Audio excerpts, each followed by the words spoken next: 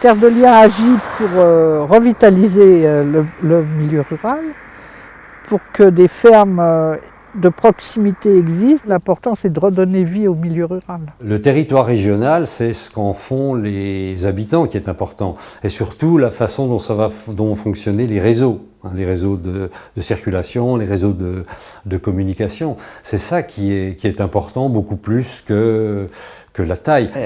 L'immensité de ce nouveau territoire et l'éloignement du pôle nord au sud, on se dit que la question de la proximité va se poser. Et je pense qu'il y a un vrai point de vigilance à avoir pour que, effectivement, les personnes les plus en difficulté, qui sont celles qui nous concernent particulièrement, ne vivent pas une galère supplémentaire dans le cadre de cette réforme.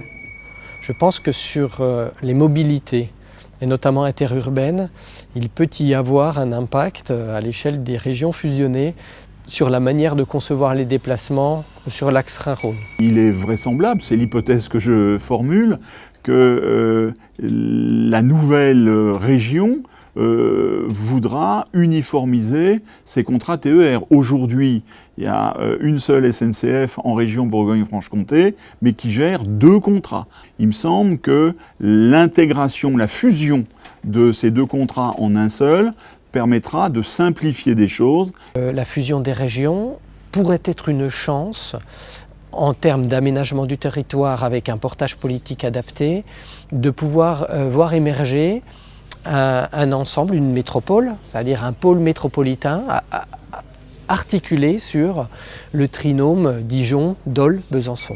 Il faut qu'il y ait une fluidité de circulation des personnes, des étudiants en particulier, et des informations, puisqu'on manipule énormément d'informations, qui soient développées. Il faut absolument qu'on puisse aisément passer d'un site à un autre.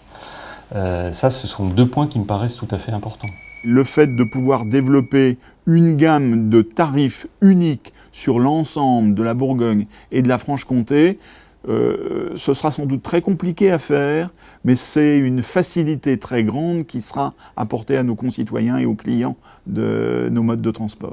Le risque d'éloignement des services publics peut exister, mais en même temps, si l'on regarde ce qui se passe autour de nous, la région Rhône-Alpes, qui est déjà beaucoup plus grande que la région Bourgogne-Franche-Comté, réalise déjà l'équilibre de ces services publics sur l'ensemble du territoire. Donc il n'y a aucune raison que la grande région Bourgogne-Franche-Comté ne fasse pas de même. On a besoin de proximité territoriale, donc on a besoin d'animation territoriale, on a besoin d'accompagner les acteurs de la transition énergétique sur le terrain, dans leur filière ou sur leur territoire, et il faut qu'on soit capable d'articuler les 2.